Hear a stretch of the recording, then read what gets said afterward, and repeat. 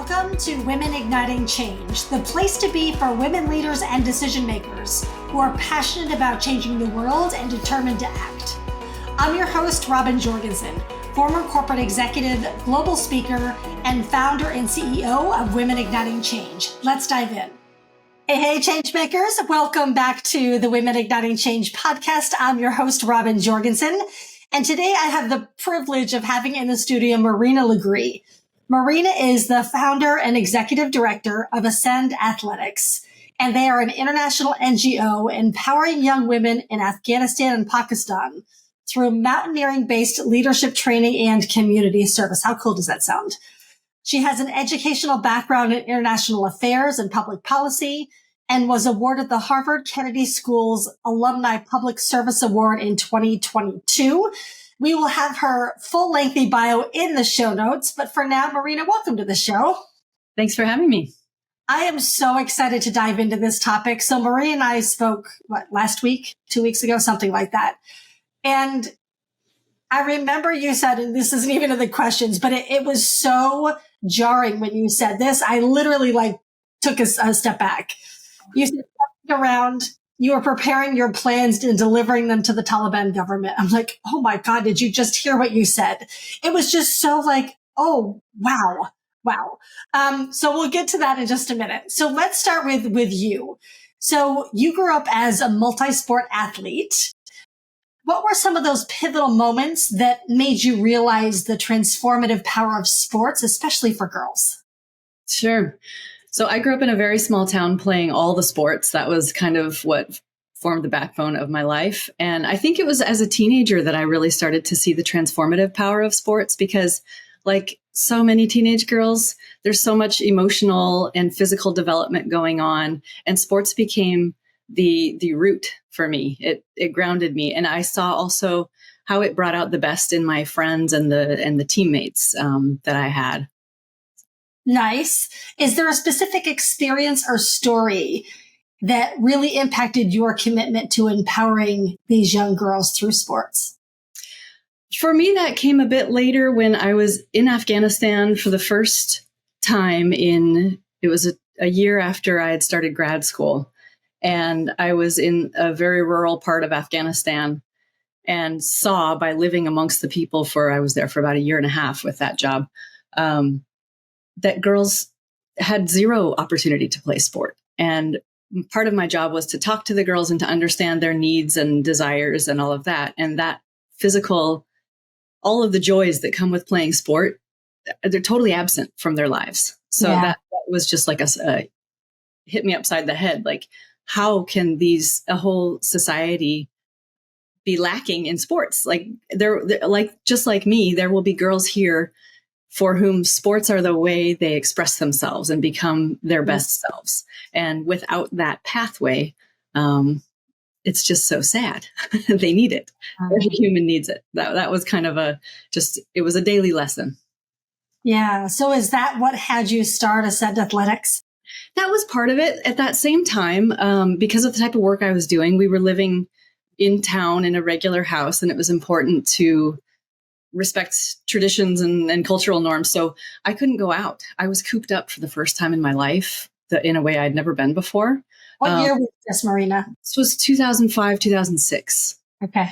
Yeah. And I was in the northeast of Afghanistan in Badakhshan province. And there was no expat scene or anywhere to go. It was just, you do your work and then you go upstairs and sleep at night.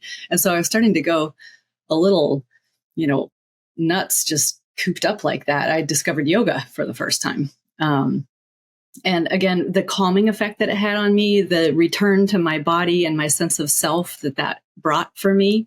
Again, it was like, wow, we need exercise. We need to play. We need to use our bodies. And girls are totally deprived of that in a lot of places. I just happened to be in that one, but it just seemed like an urgent need. And at the same time, I had the contrast of watching expat mountaineering groups come in occasionally to go and climb in the Wakhan corridor, which is this famous, beautiful, it's the little strip that goes out to China. So Afghans don't climb and recreate there at all. It's it wouldn't really appeal to them. They don't have the resources for that. But Westerners were doing it. And again, the totally unfair nature of that contrast was something that I saw on almost a daily basis. So it inspired me to, not necessarily, I didn't have the idea for Ascend at that time, but to do something to create opportunities for girls to get out and enjoy the environment in which they live. So where did the idea for Ascend come from, and when did that materialize? That came a few years later. So I did get out hiking sometimes. Like there were some other expats that would occasionally go for hikes. And it was like revolutionary for me to get outdoors and have a good time with a safe group, you know? So that happened a few times. I left that province. And in 2009, the first Afghan ever to summit their highest mountain did so.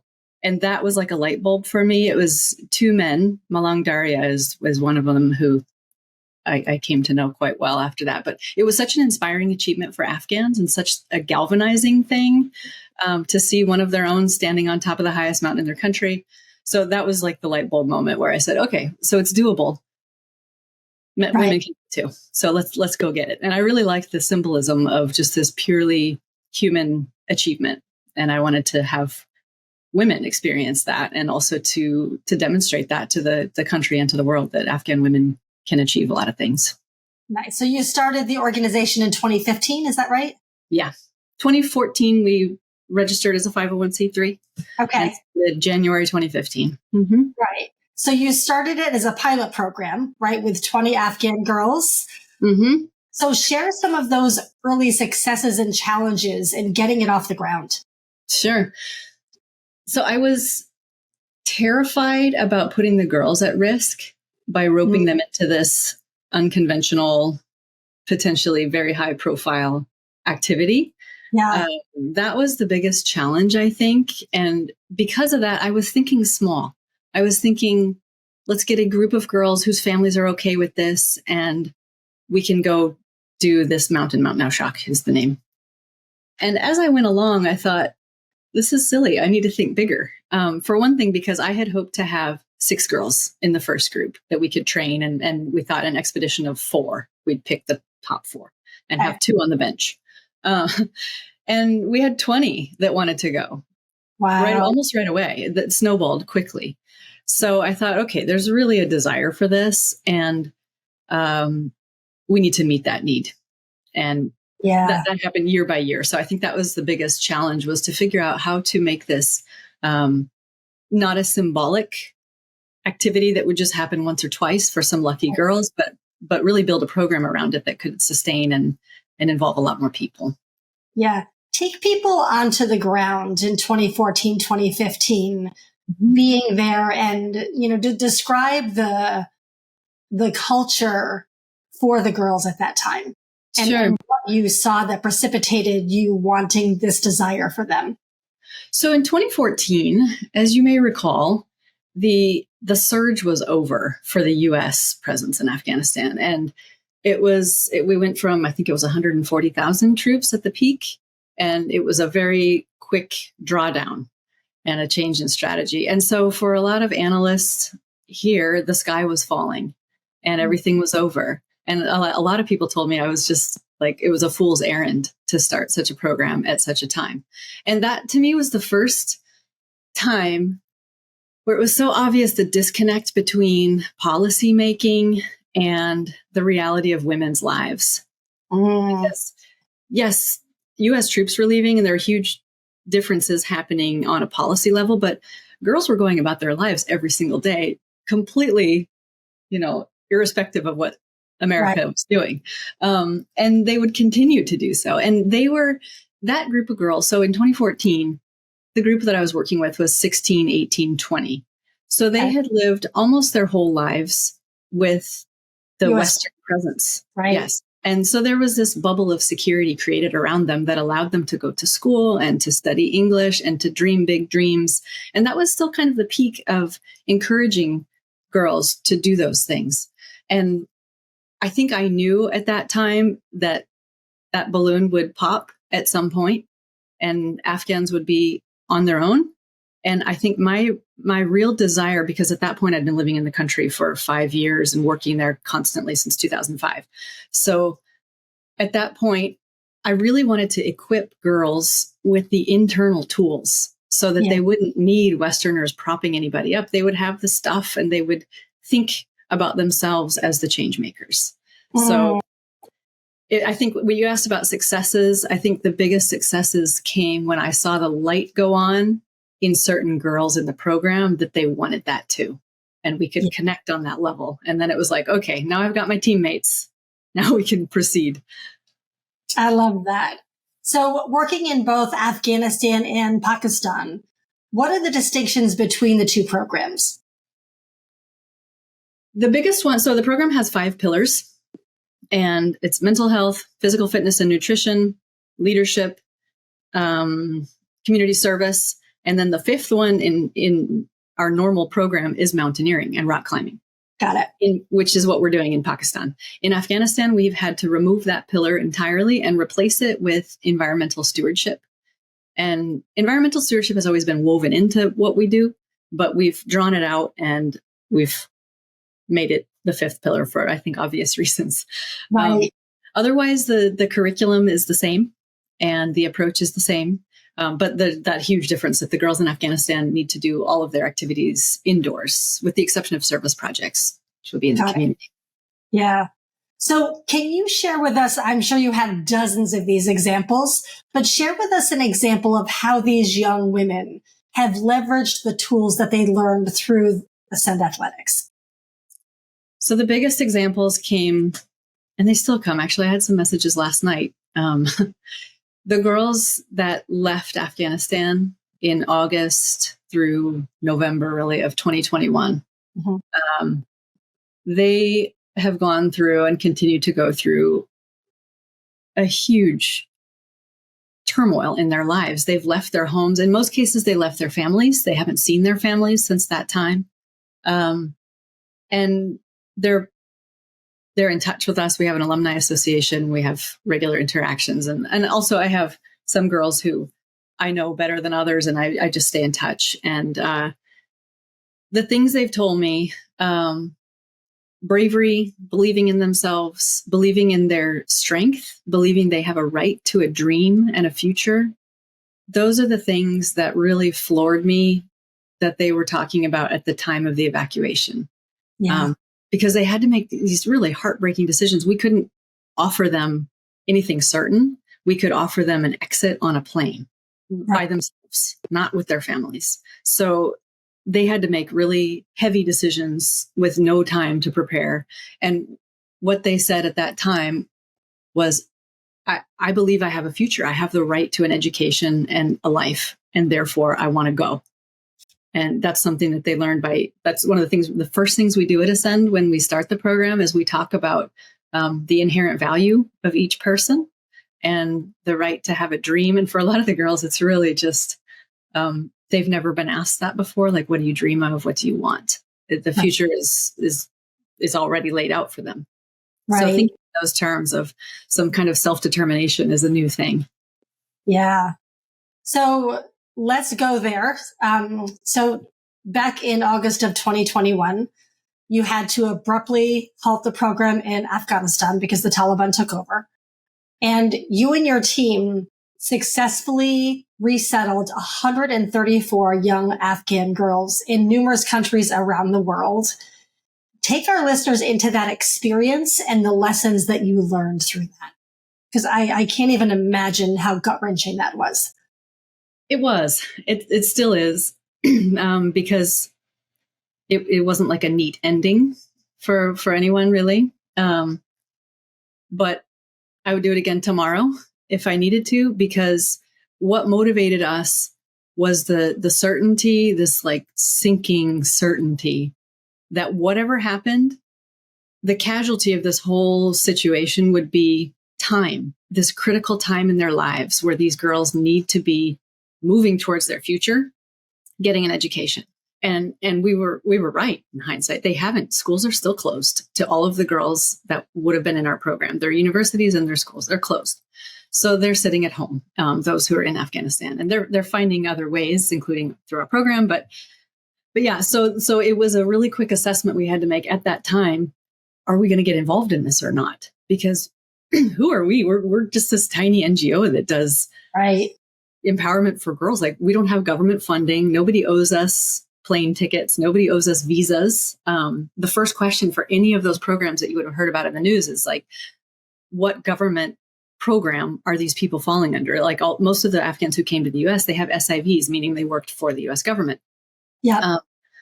Irrelevant for us. It just happens that I'm American, but that's the only tie to the US. We don't have funding or rights or anything like that. Right. So it became a complete scramble. First of all, talking to the board to say, are we doing this? And I very strongly said, I want to do this because I'm being flooded with messages from the girls saying, please help me. I want to die. I cannot stay here. And also our girls are almost all of them at that time were from the Hazara minority, which has been traditionally persecuted, specifically by the Taliban. So there were some very real fears of life and limb, in addition to loss of freedom. Most of those, it's like I said, it was this loss of rights that was really the danger. It wasn't that people were being hunted down. That didn't apply to our population group, but we didn't know at the time. Nobody knew. And we had extremists coming into Kabul from other parts of the country, roaming the streets, armed and looking really menacing. And, so that was the scene. And I was, my phone actually died at one point during that time. And I resuscitated it because it was so much communication. Imagine 200 panicked teenage girls, and they've all got my number. And if they don't have my actual number on WhatsApp, they can find me on Facebook. They can find anything with Ascend. It comes back to me. So my first step was like, oh my gosh, I need help. Who knows how to talk to these girls and can field these panicked messages, calm them down, figure out what we're doing, tell them what we're not doing so that we're not feeding false hopes also, because there was this mob mentality. People were running around the city trying to get into the airport. We knew that there was a very serious threat of a terrorist attack at the airport. So we kept getting reports of which specific place do we think the terrorists are going to attack. Tell the girls, get away from that place, and it was that kind of just an insane amount of communicating. So, everything else stopped. Life just stopped. I wasn't there physically, but it was very bizarre because I felt like I was there. I was just nonstop on the phone with girls who were there. And mostly it was by message because the cell signals aren't strong enough to support conversation. Right. And I learned also very quickly to just you asked what lessons, be decisive, be brief. Don't let your emotions guide like that. It was such an emotional time and there was so much panic. I had to really remove myself from any feelings of, oh my gosh, I love this particular girl and I'm worried about her. Too bad. Pass her the message, get off the phone. And it became difficult for me to deal with other Westerners actually, because I was in that very robotic mode almost of I had to stay very focused on what would actually succeed in getting them out of the country. And I had so many people wanting to talk. It's like, this is not the time. And also it's not the time for giving false hope. And there were some really difficult choices we had to make. And girls that I had to call and say, you can't go, or, your mother's sick and you can't go. I know you asked me to take your mother. She can't. You're staying. Don't call again. So when you and I spoke, you mentioned that the mothers of these girls were their age before when the Taliban was in charge. So they knew what was going to happen for their daughters and the rights and the freedoms that were going to be rescinded. And you said that these mothers are basically signing over their girls, not knowing where they're going, how they're going to be resettled, if they're going to be okay. Yeah. As a mom to do that, I cannot even imagine.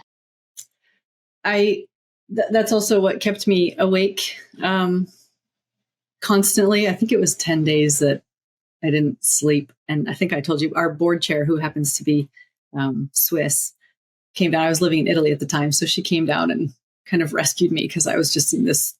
But I felt like I had made promises to certain people, and whatever my limited abilities were, the least thing I could do was to stay awake to answer the phone when the chance came for them to move, because the demand for seats on planes was so high.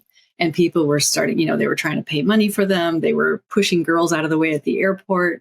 Everybody was calling everybody. Like the vice president had her own list. We had all the celebrities getting involved. So if we were lucky enough to get seats, we needed to be there early and ready and organized, and like not give anybody a chance to push us to the side. So Right. that was kind of my job, was to be the communicator, and with the people who were basically former military and active military as well, who were helping get people onto planes. And then they would call it whatever, it was a 24-hour situation. Yeah. And nobody knew also how the Taliban would behave. It was a very uncomfortable situation where the U.S. in its withdrawal was collapsing and collapsing, and the Taliban were coming forward and forward. And there was an agreement to just work next to each other to deal with the airport. And it wasn't comfortable at all. And there was a lot of mob violence and things happening. So girls were very much at risk. And yeah, we just had to be on it. And I kept thinking of those mothers. Those mothers trusted enough that in us as an organization that we would look after their girls. And they knew, like you said, they knew what the future might hold. So they were giving the girls their blessing. Yeah. Oof. So I know all of the listeners are going to want to know, how are these girls doing now? Yeah. Well, that's the good news. It was a really traumatic, difficult time for them then, but they were brave. Like they stuck to it, and they got through, and the vast majority are doing really well. It depends where they landed, which is 8 different countries through us. And we very rapidly created partnerships where none existed, and tried to create a community where the girls could land and really be looked after in a responsible and ethical way. And we were really, really fortunate to have fabulous people step up and do that. So, for example, Ireland, the Irish government gave us 20 visas. And the girls who we sent to Ireland, and one husband actually, and one little sister, who's 12 now, maybe 13 by now. They're, I think, really fortunate. The Irish people were amazing. They're all working, studying, some combination of moving their lives forward. Their Irish hosts they have their backs. They're doing whatever they can to help them reunite with their families and move forward with their lives. So they're doing great. We have a couple in Poland who I've been working with all week to get their paperwork in for their residency, which they have a continuous residency permit, but we gave them a scholarship so they could study at university there and continue to indefinitely be in Poland. The girls in the US, they're almost all studying, which is exactly what we dreamed of, including one got a full scholarship to George Washington University, my alma mater. That's amazing. One's at Swarthmore. Like they're studying, they're working hard, and they're doing, through the Alumni Association, we do occasional trips to do what we used to do in Afghanistan, go camping, go rock climbing, do the things they love. And especially the group, there were 6 that went to North Carolina. And in the Triangle in North Carolina, there's an incredibly vibrant climbing community that basically took in those girls and one brother. And so they climb quite a bit. They're doing really well. That's amazing. I love that. So you mentioned like taking them to do the mountaineering in the US where they couldn't in Afghanistan. Tell people a little bit about the documentary. So this is how I found Marina. I was on a red eye from Atlanta coming back up home to Albany, New York. And it was like midnight. And I'm like, oh, let's see what's on, the Delta Wi-Fi. And I went to the documentaries, and there was a documentary on Ascend Athletics, which I devoured and was taking pictures with my phone. And then I reached out to Marina and asked her to be a guest on the podcast. So that's how we got connected. But tell people a little bit more about the documentary, and we'll have a link to it in the show notes. But what precipitated you even doing that to begin with? Because it's unbelievable. It was all because of the North Carolina support group. And I could throw out a couple of names. Anne McLaughlin and her husband, Tom, and a few other people in that North Carolina group. They just embraced the girls, and there were a couple of women at Yosemite who are part of the Yosemite Search and Rescue, which is a really prestigious, they're awesome women who do that work. They heard about what we were doing during the evacuation, and they wanted to know how they could help. So they reached out and said, once they get settled, can we invite them to come climbing out here at Yosemite? And Anne told me that was a request. And at the time, we were still in the thick of resettlement. We still had 40 girls in Abu Dhabi. We were trying to get them to Canada and providing kind of daily life support and language instruction and other things. So we were still very much in the resettlement mode. And there was higher up Maslow's hierarchy of needs. Right. It was not on that list at the time. Yeah. I was like, yes, that sounds awesome. Keep me posted. Thank you, Anne.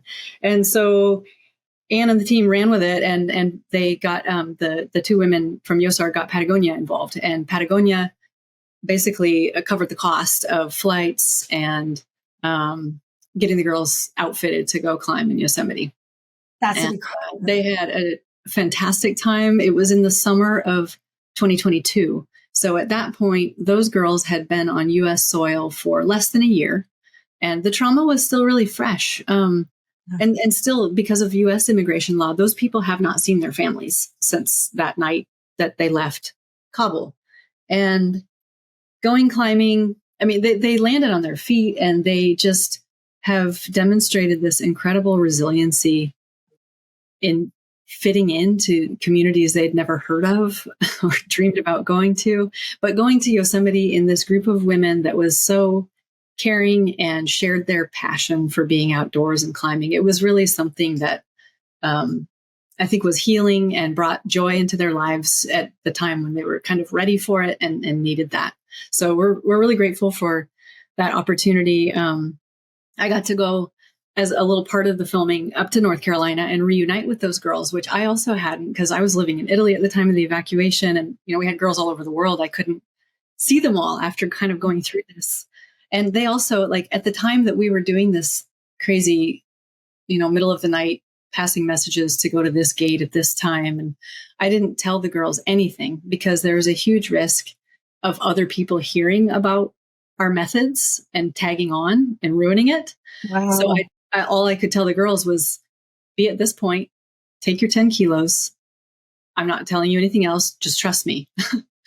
And then there's no time for like follow-up chats, So I hadn't ever shared with them what was going on behind the scenes, nor had they shared with me. And I would text them and say, I need a note. Your mom has to write a note on a piece of paper, sign it, that says, she gives permission, or your dad or whomever. But that was the full extent of our conversation. Yeah. So being in North Carolina with the girls, and hearing kind of from their point of view what that experience was like, I think it was a really, it was a beautiful thing. And so that the film is called Ascend. Patagonia's made it available online, so you can go to Patagonia's website or ours. And those girls who are in it are very much real people. I was talking about them last night. They're doing great. So you said, you had an opportunity for the girls to share with you the experience from their perspective. What was that experience like through their lens? Well, I'll talk about Mina because she's spoken about this on NPR as well. So it's not a secret. She was starting to give up hope. Mina was in our program. She and I knew each other personally because we had gone ice climbing and winter camping in 2020. And then she was done. She wasn't in the program in 2021. She was done and doing other things. So she kind of lost hope when the initial surge of people rushing to the airport and all of that happened. And then it settled down because then that terrible terrorist attack happened. And we had told people also, don't go to the airport. We can't advise it. And it wasn't clear that there would ever be any other way out. So Mina was in that frame of mind thinking, like, what can I do? I can't be here, but there's no way out. She had no pathway, no claim on anything. And then we sent her a message because we had our alumni lists and we were checking in. I had a couple of key volunteers who knew the girls also and were reaching out. And Mina it was like a ray of hope. She was totally surprised. But also she's not a fool. She didn't just believe that her life would be saved. Right. But she spoke to her mom, and it was totally unclear. At that time, we were actually trying to get her to France. We had very advanced discussions with a group of French mountaineers who were going to take the girls in on the special internship visa as mountaineering apprentices, basically. And that was the plan. It fell through because the French government didn't approve it. And in the meantime, I had got a call that we could take a batch of girls. So I said, put Mina on the bus. But Mina doesn't know any of this. She didn't know that the French thing fell through, and we're not keeping them updated. And we had told the girls that too. If we have a chance, we're going to take it for you. You don't get to, it's not shopping here. You get one shot. You go. Yep. And we had a couple girls that had the shopping mentality, and we took them off the list. We said, well, you can't. There are people desperate to leave. If you're not that desperate, you're off the list. Yeah. It was tough. Anyway, so for Mina, she spent those days kind of alternating between total depression, thinking her future was over, and a little ray of hope. And then she talked to her mom, and her mom gave her blessing. And basically she got a message from me on WhatsApp saying, we have a chance for you. You're on the list. I don't know where you're going, but you need to be at these coordinates I remember it was 5 o'clock in the morning next to a gas station in Kabul. You can take 10 kilos. Don't tell anybody. I need a note from your parents that you consent to this. And don't tell anybody, and you have to come alone. And for every single girl, the question was, what about my family? I said, sorry, every time, I'm sorry, we can't. It's up to you. And I need to know within the hour if you're a yes or a no, because then I had to get all of the bio data for every single person in perfectly correct format back to the people who were screening for their, entry to the buses. So if I had people on the fence, they got booted off the list. Wow. Or if their battery died and they couldn't answer anything like that. So Mina was just on it too. She had her phone plugged into the wall. She knew she wanted to go, and she just went in the very early morning and got on a bus. And for her, it was a 10-hour ride across to Mazar-e Sharif in the north of the country.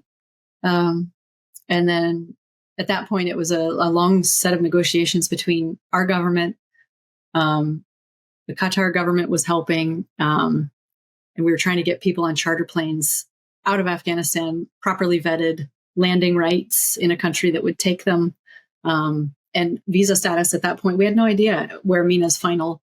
We had visas to Ireland and to Chile. So whenever we got people through that initial vetting, Right. we would fill those spots, send them to Ireland. But Ireland, for example, they had to be English speakers.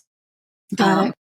So yeah, it was this. So for Wow. Mina, she didn't know any of that, and she just got on the bus, and that meant walking through the city where Taliban were roaming the streets, and By herself at 5 in the her dark. family escorted her to the bus station, and then they had to leave. Yeah. Ooh, the courage that it had to have taken for these girls to do any of that is truly mind-blowing. It is. And what impressed me about a lot of the girls is their eyes were on the prize. They wanted to get an education. That was the main thing. And a lot of them were already through high school, and they were in their university studies. They had plans, and they didn't want to lose that. So Right. yeah, it was a lot of bravery. So let's go back to Afghanistan for just a moment. How do you navigate working with the Taliban government while trying to still maintain the integrity of the program there? So our program is designed to give girls the tools to succeed in their own context. And we keep that at the very front of our minds. There is no construct that is the one right way to be a leader and to be a change maker. It has to work where you live. So I'm not a real fan of what's going on there. We could say that, but it's not my job to rail against any government. It's my job to give girls tools that will help them figure out how to move the needle in their own society. So that's how we navigate it. We have to be pragmatic, and we have to remember what is our purpose and who is our audience. And the Taliban, I have to say, have always been present. I mean, I've been working there since 2005. For me, this type of thinking, it's nothing new. It's more extreme, and now it's endorsed officially. Right. And that makes things really hard. But the type of thinking that the Taliban personify, it's present across society, and it always has been. And that is the battle that the girls have to fight. We can't fight that for them, right. Nor can we lock horns with any government if we hope to operate. I mean, we're not an advocacy organization. We need to, again, we have to be pragmatic. And our goal is really to keep operating. And we've had some really interesting conversations too, where the Taliban are not, they're not all of the same view. In what way? There are a lot of functionaries in government who are civil servants who kept their jobs, basically. And they're not ideologues. So there's a little bit of space to maneuver. And the Taliban are under a lot of pressure as well to get things right. And they're getting an awful lot wrong, and they're hearing about it. So I guess we're just playing the long game. Like, our investment is in the girls, and right. We have to hold our nose sometimes and ignore the circumstances so that we can focus on what we're there to do. Yeah. So how do you, with the Taliban in charge now, how do you ensure that cultural sensitivity while trying to effectively administer the program? How have you had to tweak it since the Taliban took over? So it's daily conversations with our leadership team in Afghanistan, who are all Afghans. Yeah. And it really helps that the person who's directing our operation there is somebody that I've known since my very first job in Afghanistan in 2005. So he's got good judgment and has seen a lot happen. Also comes from a place where Taliban have always been present. In smaller numbers, but it's, again, this is not a brand new phenomenon for him. So we keep our ear to the ground on what the regulations, new changes, all of that, and we try to stay under the radar. Basically, like, we're not picking fights where it's not necessary. And the girls themselves. So we've hired a staff of 11 instructors. And they're all amazing women. I was really fortunate to spend some time with them in August and get to know them a little bit. And they are really smart. They know perfectly well the challenges in which they live. And they're also really motivated to keep going, to not butt up against authorities and be stopped. They want to keep going. So we rely a lot on the intelligence and the competence of the people on the ground. Yeah, and it's our job at HQ to understand our ultimate objective and to be willing to flex a little bit and to adapt to what works locally. Yeah. So what are some broader advocacy initiatives or policy changes that you believe are needed to promote gender equality and girls' access to sports on a global scale? Well, Title IX was an absolutely tremendous piece of legislation in this country. And it opened the door to so much opportunity for so many girls and women. I would like to see other countries take a similar stance. In developing countries, it's not a priority. That's clear. And when we're running up against that constantly, if people think that we're just about sports, it seems like something extra. Yeah. So we have a very strong focus on mental health, and there's very strong research correlating, exercise and mental health. This is not new. Right. And also women's health, a better understanding of our bodies, what we're capable of, and how to take care of ourselves. So I would like to see access increased to those specific subjects for girls. And there needs to be a mind shift where it's not extra. It is health. Mental health is health. I think we're all starting to understand that now. And to have good mental health, we need exercise. It's essential. Yep. And I think the more that we can work on that, there's some wonderful groups out there, like Right to Play is somebody that we love what they do, getting PE, basically physical education curriculum in schools at an early age. Moves like that, I think, should absolutely be supported. And initiatives like that there's way too little investment in them. There's a lot of play given to vocational training, economic initiatives, and which is all really important. But exercise is part of health, and sports are the expression of that. So right. I think we need more investment. Yeah. So as someone who received the Harvard Kennedy School's Alumni Public Service Award last year, what advice would you have for our listeners who aspire to create positive social impact through their work? First thing is look around and see who's working on issues that you care about, and get involved and sit on a board, volunteer. We spend a lot of time working with our board, and boards they do hard work, and nonprofits rely on voluntary board members to drive them forward. So that's one thing. Don't overlook that. Especially if your audience is a lot of women who are executives. That's a special crowd, and we need you on boards. I guess the second thing I would say is to be an ally. First, look around again, who is working in the places that you're interested in on the issues that you care about, and offer allyship. And it's very much needed. It can be lonely out here, and it's wonderful when people reach out and say, I care about what you're doing. How can I help? Like, we're now going to become involved in a set, which I'm ecstatic around.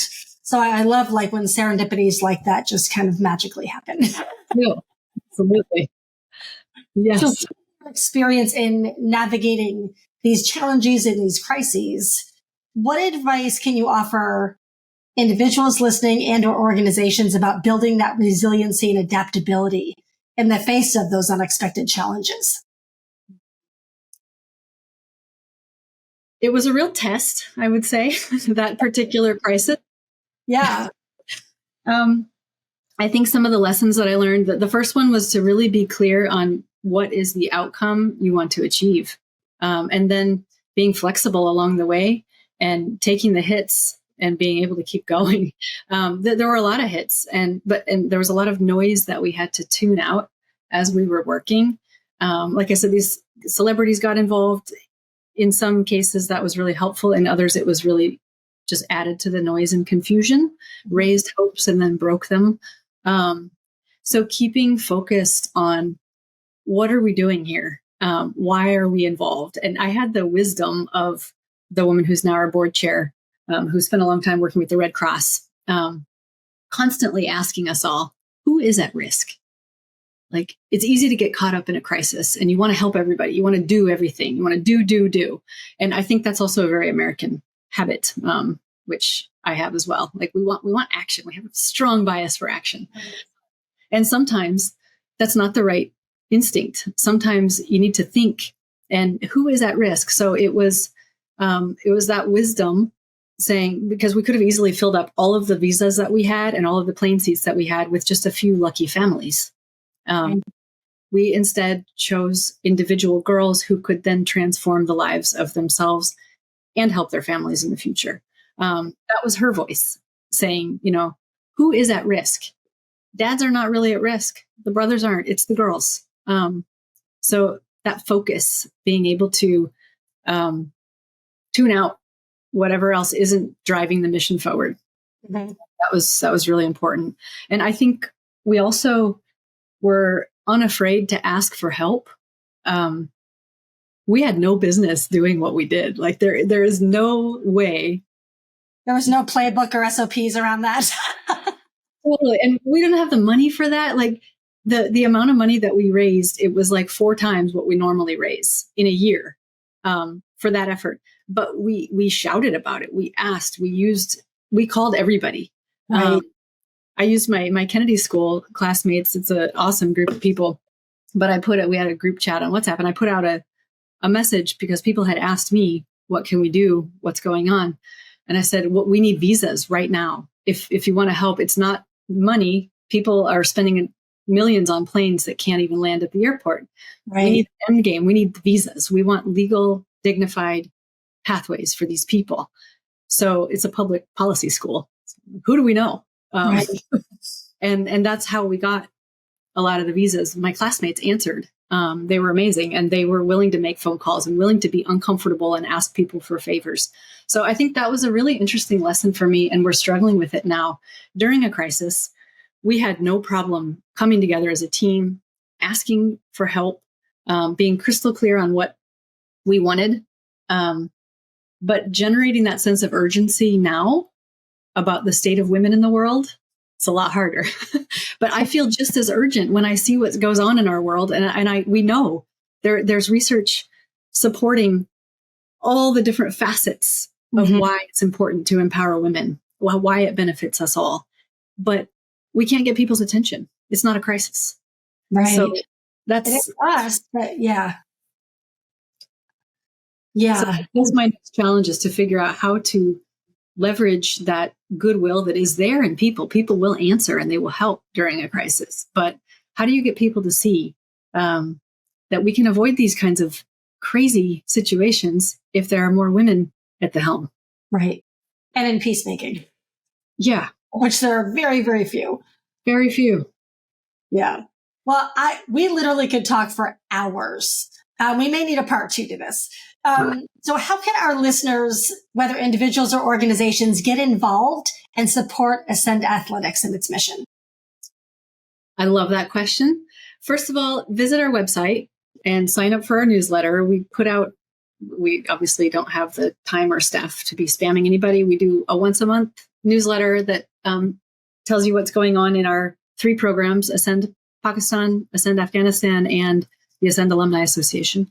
So sign up for the newsletter. And if you can do it, sign up for a donation. We do monthly donations like any nonprofit, starting at $10 a month. That really means a lot to us because it gives us the ability to plan. Like, we know who's with us. Yeah. So donations, I mean, we are 60% funded by private individuals. Okay. And the rest is from foundations, family foundations. So it's all private support, and it means a lot to us. So if you care about what we're doing, obviously donate, but also follow us on social media. We tell our story pretty routinely on our Instagram, Facebook, LinkedIn. So I think those are the 2 main things. And just join us. You'll see the work that we're doing. And we occasionally put out calls to action there as well.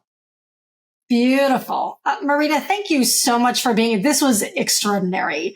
And for our listeners, we will have links to Ascend Athletics. We'll have links to the documentary that you can watch, Marina's bio, and all the things. And we will see you back here next time. Take care, everybody. Thank you. Thank you so much for listening to Women Igniting Change. I know creating change matters to you. If you enjoy what we talk about on the show, please take one action today and share it with someone who could benefit from listening. Until next time, keep standing up and speaking out for what matters.